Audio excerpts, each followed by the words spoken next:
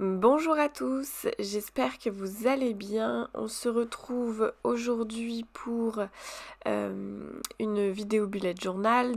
Je vous remonte du coup le bugeot que j'ai reçu il n'y a pas très longtemps, enfin au début de mois d'avril. C'est le bugeot de Créa Gus, donc qui est un bullet journal avec une structure d'un planeur, et je vais utiliser donc différents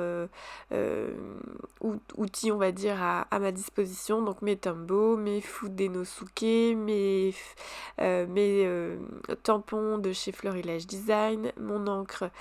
J'ai l'encre Versafine pour tamponner en noir, puis mes encres Distress Oxyde si besoin, mais je crois pas que je vais les utiliser dans un premier temps. Puis probablement d'autres choses que j'ai oublié de notifier avant. Pour le titre, je viens marquer seulement bullet journal d'Amandine, tout simplement parce que je mais pas, alors certaines personnes mettent leurs coordonnées, etc., etc. Moi je le fais jamais, tout simplement parce que mon bugeot ne quitte jamais mon bureau, donc je vois pas trop l'intérêt de mettre mes coordonnées. Oui, j'avais oublié de détacher ma feuille et de la placer sur le bureau, et ce qui permet d'être bien plus à l'aise. Clairement, c'est vraiment le côté pratique, et j'avais légèrement oublié de l'enlever du carnet. Quand on est à plat, c'est vraiment pratique, hein. C'est top, c'est très agréable. Du coup, oui, là, je viens décorer donc ma première page. J'ai pris un stylo Staedtler en pointe 0,3.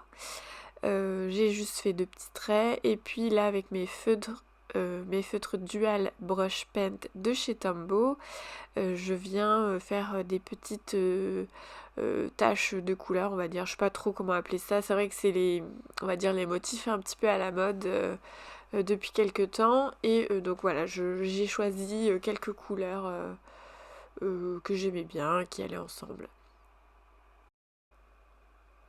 Alors comme décoration de première page, c'est assez facile, hein, ce genre de mise en page, elle peut être faite vraiment par tout le monde. Juste des petites taches de couleur, des petits traits, des petits ronds, des petites choses comme ça. Puis moi, du coup, là, j'ai créé un petit cache avec mon papier rose que vous voyez sur la gauche. C'est un petit cache exprès qui va venir du coup sur ma bande de texte. Et je vais pouvoir du coup tamponner sans dépasser sur cette zone-là.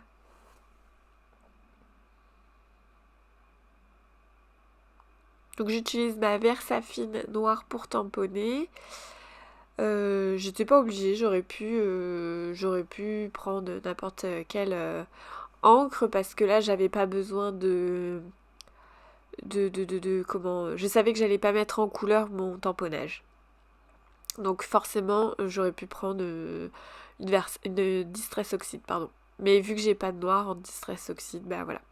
Donc là, avec un feutre gris, je viens juste créer un petit ombrage sous ma petite bande de texte, un peu comme s'il y avait eu une fente de fête et que j'avais glissé mes motifs sous cette fente-là. Qu'est-ce que je peux vous dire d'autre? Oui, donc là je suis en train de faire ma page de repère. Donc ça, c'est une page qui est très très souvent faite pour le bullet journal. C'est très pratique puisque on a qu'à regarder cette page pour se décider sur une mise en page. Alors, je la trouve exhaustive dans le sens où ça donne une idée, une repère, un aide. C'est une aide, mais toutes les possibilités de mise en page ne sont pas sur cette page non plus. Alors moi je l'ai pas faite, j'aurais pu continuer, j'aurais pu pousser un petit peu plus loin, etc.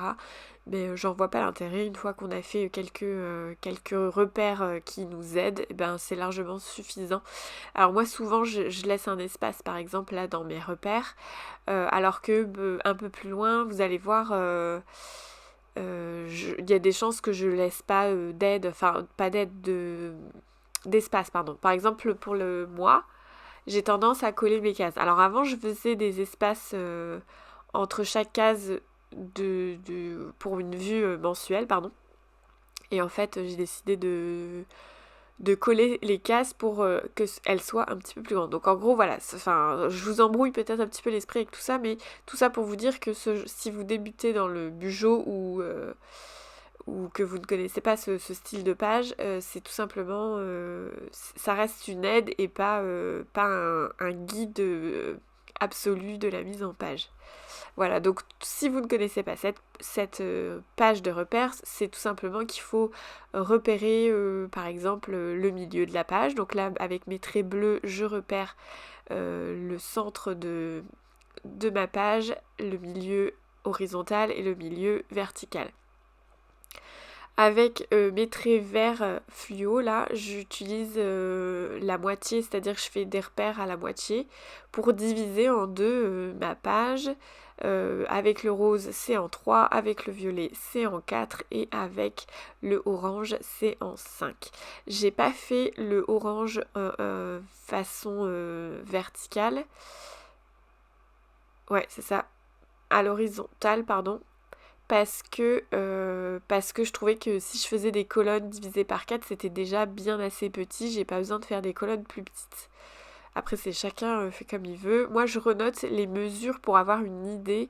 Pareil, si jamais j'ai besoin, en un clin d'œil, je sais que ma case doit mesurer 4 cm plutôt que d'à chaque fois de recompter mes petits points. Voilà. Bon, après, c'est chacun fait comme il veut et chacun sa façon de faire. Moi, comme je vous l'ai déjà dit, j'ai pratiqué le bugeot donc avant d'ouvrir ma chaîne YouTube et de commencer un planeur. Ça faisait quelques années que je faisais du bugeot par rapport à mes besoins professionnels notamment. Et du coup, j'ai mes habitudes déjà qui sont ancrées, on va dire, parce que j'ai déjà testé pas mal de choses. Et donc là, je les retrouve tout doucement. Hein. Clairement, je sais déjà ce que je veux et ce que je ne veux pas. Je sais le style. Enfin, j'avoue que je suis pas du tout en phase de recherche. Et encore, si un petit peu, parce que du coup, là, ça va être la première fois que je fais un bugeot spécial pro pour tout ce qui est réseaux sociaux, YouTube et tout ça. Mais en soi, je suis pas novice contrairement au planeur où j'ai mis longtemps à me décider sur quel planeur j'allais acheter parce que déjà ça m'a saoulé d'être obligée d'acheter un planeur anglais par rapport à la mise en page. Donc voilà. Bon là je passe à la page pardon, des objectifs. Désolée si je parle beaucoup du nez, je suis malade mais j'ai pas le choix que de faire des voix off parce que je suis très très en retard et voilà. Enfin bon bref, donc là pour la page des objectifs, moi je fais toujours une page d'objectifs très très simple, pas trop décorée. Là j'ai juste mis 5 fleurs parce que je sais que je vais me faire 5 objectifs. Après vous allez voir, je vais tout simplement faire 5 petits carrés pour pouvoir cocher mes objectifs une fois qu'ils sont réalisés. Donc 5 objectifs, c'est pour l'année complète et ce sont des objectifs professionnels dans ce qui concerne les réseaux sociaux, ma chaîne YouTube et éventuellement d'autres choses, principalement Cricut en soi. Donc je vous en parlerai plus tard, là pour l'instant j'en parle pas parce qu'il y a disons certains objectifs que je vais garder secrets tant qu'ils sont pas cochés on va dire. Voilà, donc là je passe à ma page de premier semestre. Alors c'est une double page, hein. Là j'ai qu'une page mais je ferai l'autre page après. Donc j'ai une double page premier semestre et une double page deuxième semestre. Donc ça fait pareil, un petit moment que je fais mes premier et deuxième semestre. Alors moi j'appelle premier semestre et deuxième semestre, mais certaines personnes appellent ça futurologue. Moi j'aime bien donner des noms, encore une fois, français. Alors pas que je déteste l'anglais et tout ça, hein, pas du tout. C'est que c'est pas dans mes habitudes d'avoir un vocabulaire hyper américain on va dire. Enfin bon bref. Donc du coup voilà, pour moi c'est pas du tout mes pages de futurologue, ce sont mes pages premier semestre et deuxième semestre. Et du coup voilà, ça fait un moment que je l'ai fait comme ça, donc de façon verticale, avec 6 mois d'un côté, 6 mois de l'autre. Alors à chaque fois que je commence ma mise en page, je commence toujours par mettre 31, 28, 29, etc. en bas de mes pages parce qu'en fait sinon, moi la première fois que j'avais fait ce genre de page, c'est que j'avais fait des cases identiques sur mes 2 doubles pages. Puis après je me suis rendu compte que c'était bête parce que il fallait que on va dire pas que je raye, mais du coup j'avais mis du noir partout là où ça se finissait le 28 ou le 30. Donc ça fait que j'avais des grosses bandes noires à certains endroits. C'est comme ça qu'on se plante et puis qu'on se dit bon la prochaine fois on fera pas comme ça. Et donc voilà, moi ça fait quelques temps où je pratique, c'est comme ça que je commence. Je commence toujours par mettre 31, 28, etc. pour pas me planter. Après je fais toujours quand même sur une bande je mets 31 jusqu'au premier. Comme ça je suis sûre aussi d'avoir ma hauteur de bande. Enfin de cases, et comme ça je me trompe pas non plus une fois que je trace mes traits. Donc une fois que mes repères sont faits, je trace toutes mes lignes et puis après je viens de nouveau compléter tous mes mois par ligne, etc. Alors là je l'ai fait, mais limite c'était pas du tout obligatoire parce que du coup mon premier semestre et mon deuxième semestre, vous le verrez en fin de vidéo, va être réservé à ma programmation YouTube. Donc en fait dès que j'ai une vidéo de programmée, je le note dans cette zone là, et comme ça me permet moi une fois que quand j'ai plus rien de filmé ou de préparé, etc., je n'ai qu'à regarder mon planning et je me dis ok là j'ai tant de vidéos déjà de préparer et de programmer, je vais plutôt m'attaquer à une vidéo sur le thème cricket ou sur l'art journal, etc. Comme ça je sais, en gros j'ai toujours normalement une vidéo d'avance. C'est pas toujours le cas en ce moment, je vous l'ai déjà dit, je galère un petit peu. J'avais pas mal d'avance je pense, jusqu'à Noël, on va dire, j'avais à peu près de l'avance. En janvier aussi. Et je pense qu'en février, ça a tout doucement, ça a tout doucement dérivé sur j'ai de l'avance, j'ai plus trop d'avance, et je commence à être en retard. Donc, bon, j'arrive toujours à vous sortir des vidéos à temps. Des fois, je programme, le montage et la voix off se fait le matin même et je la programme pour l'après-midi même. J'espère que je vais vite rattraper mon retard parce que ça m'amuse pas trop de travailler de cette façon-là. Donc là, je suis en train de faire une page spéciale réseaux sociaux. Donc ça va être une page où une fois par mois, je vais marquer mes chiffres, on va dire. Alors je suis pas là tous les jours à regarder mes chiffres de voilà combien j'ai d'abonnés Insta, combien j'ai d'abonnés YouTube. Je suis pas du tout dans ce style-là, mais malheureusement, il faut quand même regarder si on a une progression ou pas. Alors, jusque-là, j'ai plutôt une bonne progression depuis que je suis un petit peu plus présente, on va dire, sur les réseaux. Depuis que j'ai ouvert ma chaîne YouTube aussi, j'ai une bonne lancée qui est plutôt positive parce que moi, je m'attendais pas à avoir...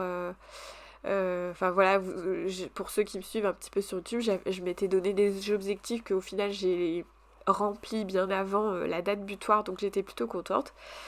Voilà, donc là j'ai utilisé un masking tape pour décorer, j'ai utilisé un stabilo pour faire une ligne sur deux, et j'ai découpé des petits, comment on appelle ça? Des petits logos que je suis allée chercher sur Canva, je les ai mises à la bonne taille et je les ai découpés, j'en ai découpé plein d'autres au cas où j'en aurais besoin. Et en fait, une fois par mois, je vais venir récolter mes chiffres. Donc il y a pour Insta, pour YouTube, pour Pinterest, puisque je me suis mis à Pinterest à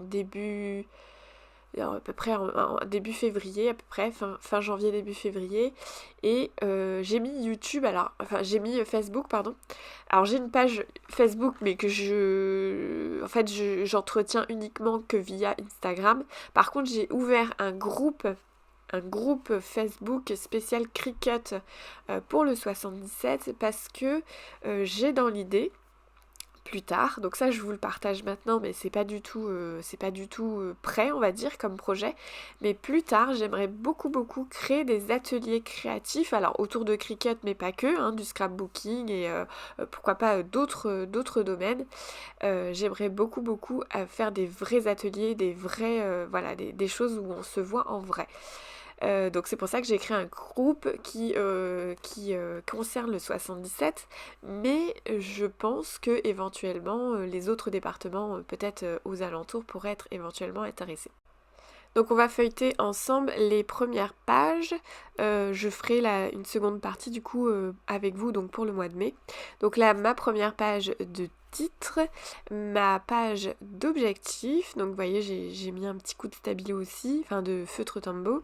Donc là vous pouvez voir déjà ma programmation YouTube hein, qui est quand même assez intense et du coup j'ai la place pour continuer le deuxième semestre, ma page des réseaux sociaux et du coup voilà je commencerai le mois de mai. Alors j'ai d'autres pages un petit peu spécifiques de prévues mais je les ferai plus tard un petit peu avec vous. Qu'est-ce que je peux vous dire d'autre? Oui, donc il y aura la page spéciale mai, le mensuel puis les pages par semaine. Voilà, j'ai décoré avec un scotch les ateliers de Karine. Et mes stabilos, donc mes stabilos chouchous que je prends depuis des années, dès qu'il y en a un qui est vide, j'en reprends un. Donc ce sont des stabilos pastel. Et du coup j'ai utilisé mes stabilos, alors c'est pas un stabilo d'ailleurs, c'est un crayon Tombow Fudenosuke, j'ai vraiment trop de mal pour mettre en rouge certaines zones parce que c'était ma gamme, n'importe quoi, ma série spéciale sur le... comment on appelle ça? Le journal de Noël. Bon et bien voilà, j'espère que cette vidéo vous aura inspiré. À très bientôt.